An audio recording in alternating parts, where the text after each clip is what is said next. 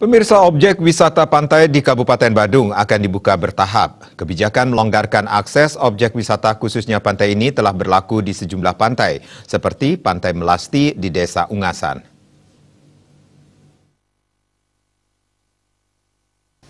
Kepala Dinas Pariwisata Badung Imade Badre mengungkapkan, sesuai arahan Bupati Badung, objek wisata diberikan kelonggaran untuk dibuka, namun dengan catatan harus tetap memperhatikan dan melaksanakan protokol kesehatan. Pantai Melasti sudah melakukan uji coba sejak beberapa hari yang lalu. Pengelola menerapkan protokol kesehatan seperti pengecekan suhu tubuh dan pengunjung wajib mengenakan masker.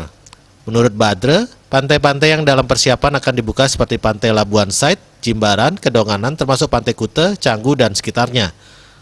Masing-masing pengelola dipersilakan menyiapkan diri untuk membuka objek wisata pantai dengan catatan protokol kesehatan wajib dilaksanakan.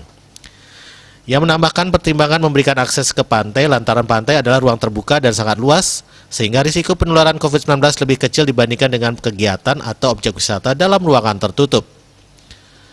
Parwata Bali Pos melaporkan.